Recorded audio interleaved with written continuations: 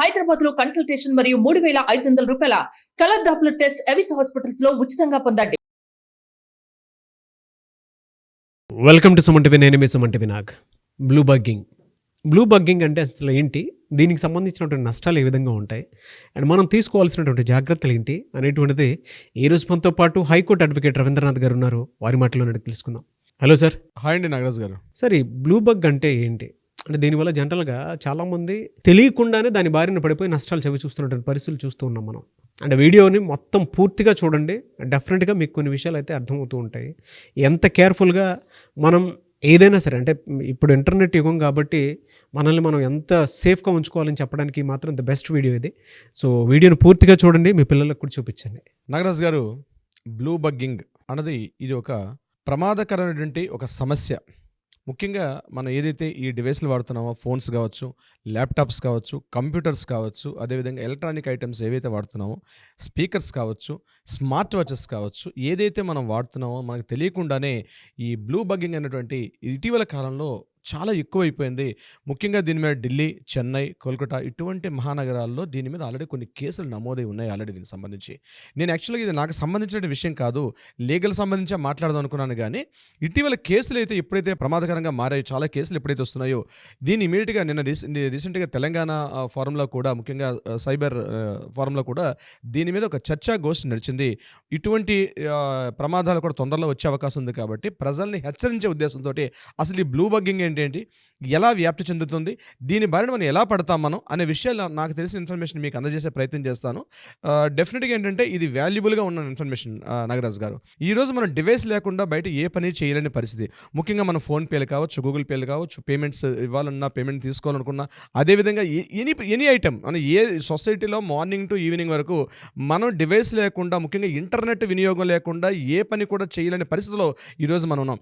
దానికి వయసుతో తారతమ్యం లేదు. పెద్దవాళ్ళు కావచ్చు, చిన్నవాళ్ళు కావచ్చు, ప్రతి చిన్న విషయాన్ని కూడా మనం పూర్తిగా మన డివైస్, మన చేతిలో నుండి మన మొబైల్ హ్యాండ్స్ పూర్తిగా డిపెండ్ అయిపోయినాం. పూర్తిగా నాట్ ఓన్లీ మన ఏదో పెద్ద సాఫ్ట్వేర్ రంగం నిపుణులు కాకపోయినప్పుడు కూడా మనకు తెలియకుండానే ప్రతి వ్యక్తి సాఫ్ట్వేర్ రంగం ఒక నిపుణుడిగా మారిపోయాడు. ఏంటంటే డివైస్ ఏదైతే యూజ్ చేస్తున్నాడో డెఫినెట్గా ఒక ఇన్ఫ్లుయెన్స్ అయిపోతున్నాడు. ఎందుకంటే మనం డివైస్ లేకుండా ఏ పని చేయలేము. మనం బహుశా సూర్యోదయం ఆగిపోతున్నామో కానీ మన నిత్య జీవితంలో మనం ఒక సూర్యుడు కనిపించకపోయినా, మబ్బులు వేసి సూర్యుడిని ఒక రోజు కనిపించకపోతాడేమో కానీ మన చేతిలో ఉన్న డివైస్ మనం చూసుకోకుండా మాత్రం ఏ రోజు మనకి తెల్లారదు, సూర్యాస్తమయం కూడా జరగదు నాగరాజు గారు.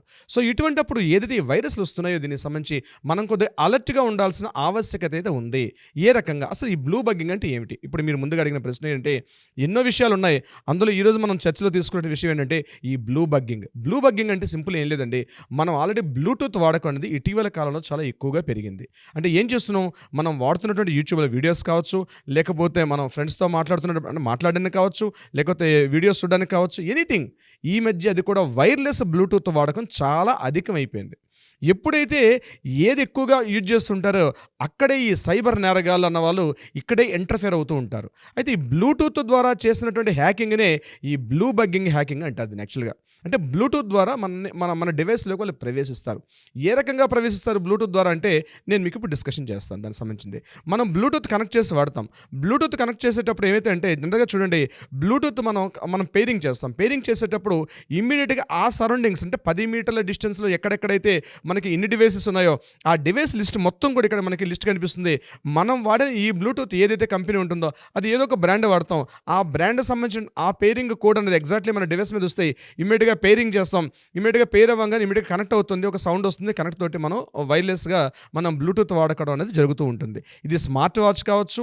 ఈ రీసెంట్గా నాట్ ఓన్లీ మొబైల్స్ ఒకటే కాదు నాగరాజు గారు, వాయిస్ కమాండ్స్ తోటి ఇంట్లో టీవీలు వాడేవాళ్ళు ఉన్నారు, వాయిస్ కమాండ్స్ తోటి ఇంట్లో ఫ్రిడ్జ్లు వాడేవాళ్ళు ఉన్నారు, వాయిస్ కమాండ్స్ తోటి ఇంట్లో ఫ్యాన్స్ ఆపరేట్ చేసేవాళ్ళు, ఏసీలు ఆపరేట్ చేసేవాళ్ళు. టెక్నాలజీ పెరిగింది కాబట్టి సో ఇట్స్ ఎ మ్యాండేటరీ. అది లేకుండా మనం డైలీ లైఫ్ లేదు. అంటే సాధారణ వ్యక్తి మామూలుగా యూట్యూబ్లో పాటలు వినడానికి వాడే దగ్గర నుంచి హై ప్రొఫైల్ వరకు రకరకాలుగా బ్లూటూత్ వాడకం అనేది మ్యాండేటరీ అన్నట్టు స్థాయికి వచ్చేస్తారు. ఎందుకంటే ఈ కేబుల్స్ అవి లేకుండా డైరెక్ట్గా బ్లూటూత్ అయితే వితౌట్ ఎనీ కనెక్షన్ లేకుండా అంటే వైర్లెస్ డివైస్ వాడడం అయితే జరిగింది. ఇక్కడే ఈ హ్యాకర్స్ ఏ రకంగా ఎంటర్ఫేర్ అవుతారు, మన డివైస్లోకి ఎంటర్ఫేర్ అవుతారంటే దాన్ని నేను మీకు విశదీకరంగా చెప్తాను. బ్లూ బగ్గింగ్ అని ఏదైతే ఇప్పుడు మనకు వినిపిస్తుందో నాట్ ఓన్లీ ఒక బ్లూ బగ్గింగ్ ఒకటే కాదు, దీంట్లో ఇంకొక 3 కూడా ఉన్నాయి, ఇంకొక 2 కూడా ఉన్నాయి. ఇందులో ఒకటి బ్లూ జాకింగ్ అంటారు, ఇంకొకటి బ్లూ స్నార్పింగ్ అంటారు. అవి కూడా ఈ బ్లూ జాగింగ్లో ఒక పార్టే. అయితే ఏంటి నేను ఆ డీటెయిల్స్ చెప్పిన తర్వాత ఇవి ఎలా ట్రేస్ చేస్తారు, ఎలా ఇంటర్ఫేర్ అవుతారు, ఇవన్నీ కూడా నేను మీకు షేర్ చేసుకుంటా. ముఖ్యంగా ఈ బ్లూ జాకింగ్ అంటే ఏంటి? అంటే బ్లూ జాకింగ్ అంటే మన డివైస్ ఎక్కడైతే ఉంటాయో మన డివైస్ మనం క్లిక్ చేయగానే పేరింగ్ అవుతుంది. పేరింగ్ అవ్వగానే మన మన డివైస్ అతని ఆపరేషన్లోకి వెళ్తుంది. ఇక్కడ ఏం చేస్తాడు బ్లూ జాకింగ్ అంటే కేవలం టెక్స్ట్ మెసేజెస్ మాత్రమే వస్తాయి. ఏదో ఒక లింక్ వస్తుంది, ఏదో ఒక అన్వాంటెడ్ ఒక లింక్ వస్తుంది, మనం తెలియకుండానే దాని మీద క్లిక్ చేసేటట్టుగా మనం అట్రాక్టివ్ చేసే విధంగా ఉంటుంది ఆ లింక్. కేవలం లింక్స్ మాత్రమే పంపిస్తాడు బ్లూటూత్ ద్వారా. దాన్ని బ్లూ జాకింగ్ అంటారు. రెండోది బ్లూ స్నార్పింగ్. బ్లూ స్నార్పింగ్ అంటే ఇట్స్ కొంత డేంజరస్ సిస్టమే. ఇందులో ఏం చేస్తారంటే బ్లూ స్నార్పింగ్ అంటే టెక్స్ట్ మెసేజెస్ వస్తాయి, మన వాయిస్ మన కాల్స్ లిస్ట్ మొత్తం కూడా అతను ఆపరేట్ చేస్తాడు, మన డివైస్ మొత్తం కూడా అతని చేతుల్లోకి వెళ్ళిపోతుంది. At the same time voice calls కావచ్చు, ఫొటోస్ కావచ్చు, వీడియోస్ కావచ్చు, మనం ఎవరెవరితో మన ప్రైవేట్ మ్యాటర్ మొత్తం కూడా వేరే థర్డ్ పర్సన్ ఆపరేషన్లోకి వెళ్తుంది. దాన్ని బ్లూ స్నార్పింగ్ అంటారు. ఇది చాలా డేంజరస్. సో దీనికన్నా ఇంకా డేంజరస్ ఏంటంటే బ్లూ బగ్గింగ్. ఈ బ్లూ బగ్గింగ్లు ఏం చేస్తారంటే ఇక్కడ కూడా బ్లూ స్నార్పింగ్ లాగే టోటల్ యాక్టివిటీ మొత్తం కూడా తన చేతుల్లోకి వెళ్ళిపోతుంది. కానీ అతను ఎప్పుడు కావాలనుకుంటే అప్పుడు ఆపరేట్ చేయగలుగుతాడు. That is called blue bugging. అంటే ఏం చేస్తాడు, ఇందులో బ్యాక్ డోర్ ఒక సాఫ్ట్వేర్ ఆపరేట్ చేస్తాడు. ఇన్ ఫ్యూచర్లో ఎప్పుడైనా సరే మన దగ్గర ఉన్న డేటాను అంటే మన మొబైల్ని అతను ఆపరేట్ చేసుకునే స్థాయిలో తీసుకెళ్తాడు. That is a blue bugging. Blue snarfing కన్నా చాలా డేంజరస్ సిస్టమ్ ఏంటంటే బ్లూ బగ్గింగ్ అన్నది. సో ఈ 3 విధానాలు ఉంటాయి: blue jacking, blue snarfing and blue bugging. So ఆ డీటెయిల్స్ నేను మీకు చెప్పడం జరిగింది. ఇలా ఉంటాయి అంటే నేను ప్రైమరీ ఇన్ఫర్మేషన్ ఇస్తున్నాను.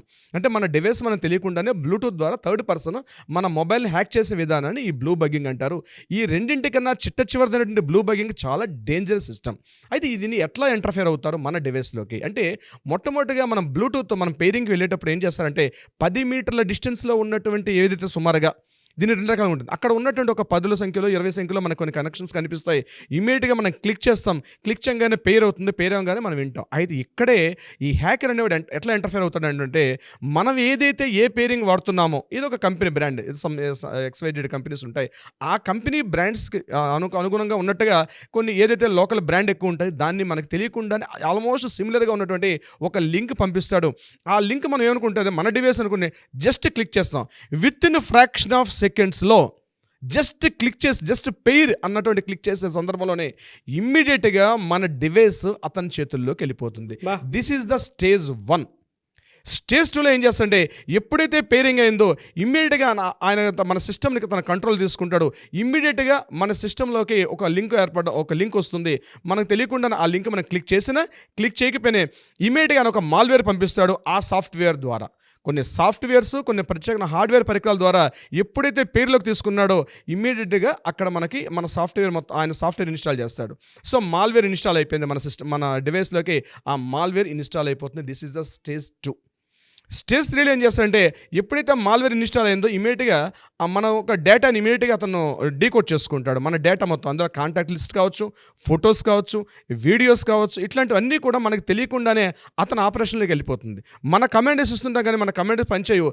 అతని ఆపరేషన్ మనకు తెలియకుండానే మన దీనికి ఎలా తెలుస్తుందంటే ఇమీడియట్గా చూసేసరికి అలా టకటక లింక్ అయిపోతుంటే అక్కడ మనకేం అర్థం కాదు. పైనుంచి ఏరో మార్క్ వస్తుంది, ఆ ఏరో మార్క్లో ఏవో కొన్ని సాఫ్ట్వేర్లు డౌన్లోడ్ అవుతుంటాయి, మనకు తెలియదు. ఇట్స్ ఫ్రాక్షన్ ఆఫ్ కొన్ని మినిట్స్లోనే మన డివైస్ అతని యొక్క చేతుల్లోకి వెళ్ళిపోతుంది. ఇది 3rd స్టేజ్.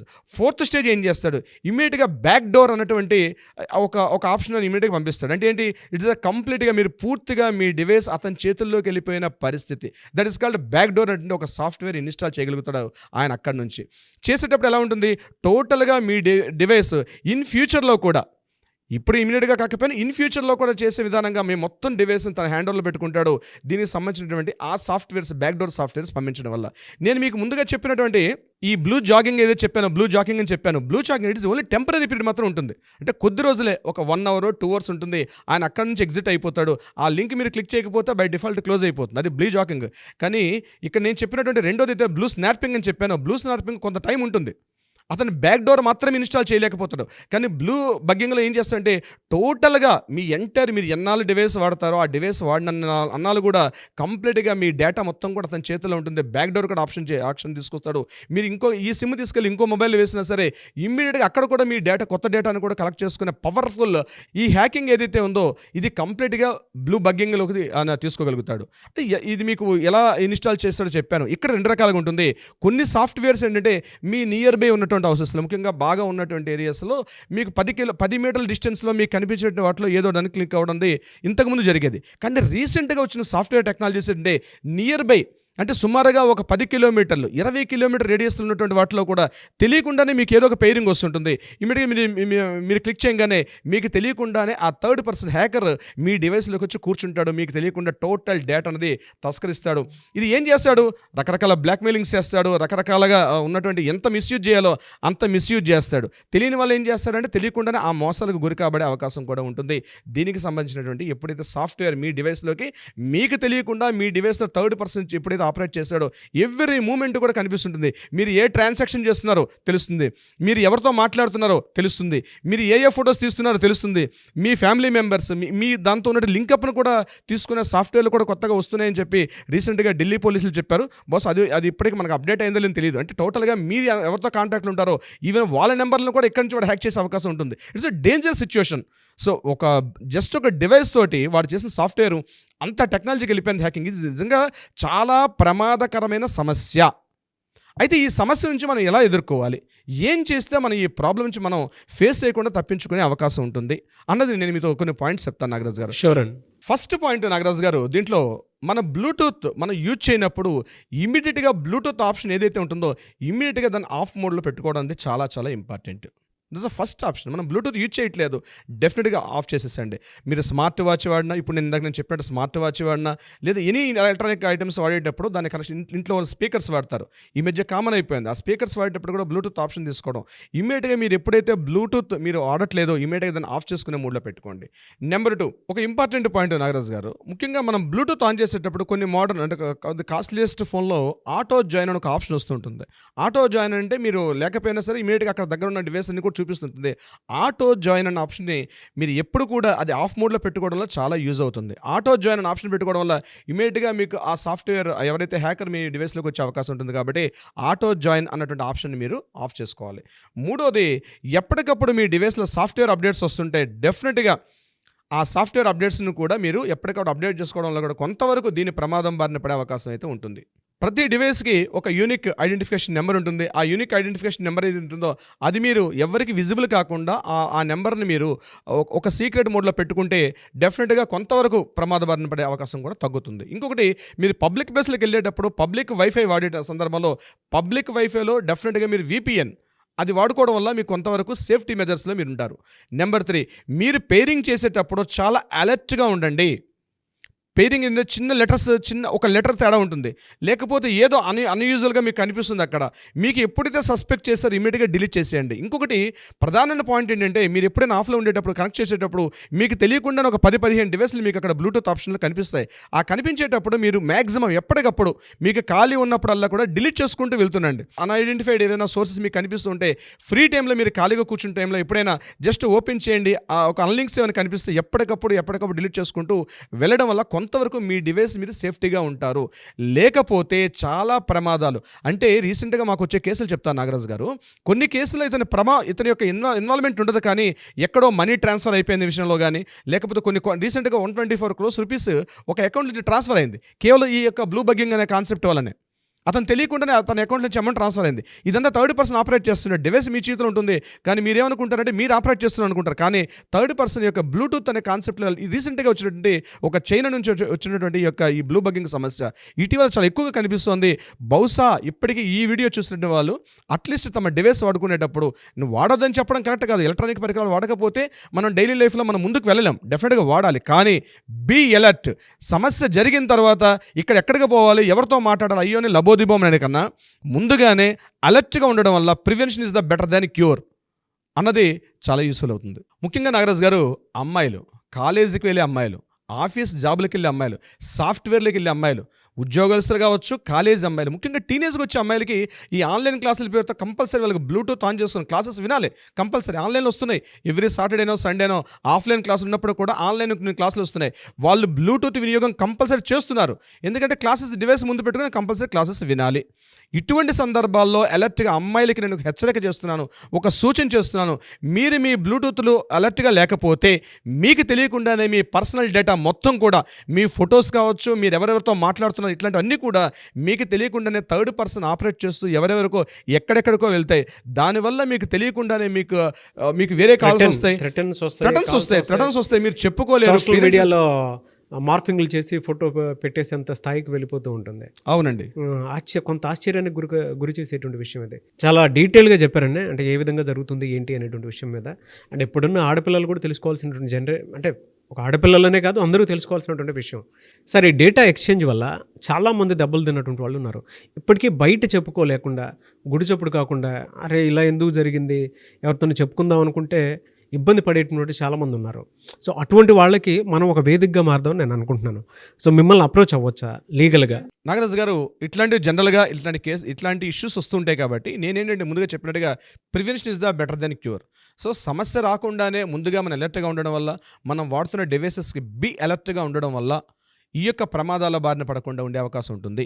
ఎవరైనా అట్లాంటివైనా ప్రమాదాల బారిన పడి ఉన్నటువంటి సందర్భాలు అయితే డెఫినెట్గా న్యాయ సలహా సంప్రదింపులకి మన కింద డిస్ప్లే అవుతున్న నెంబర్ కాంటాక్ట్ చేయగలిగితే డెఫినెట్గా వాళ్ళకి లీగల్గా ఎంతవరకు ప్రొటెక్షన్ కావాలి, ఏ రకమైన సహాయాన్ని అందించాలి, లీగల్గా న్యాయపరంగా ఏమి ఇవ్వగలుగుతాం, డెఫినెట్గా మన టీం అది చేస్తుంది. నాగరాజు గారు, డెఫినెట్గా అండి.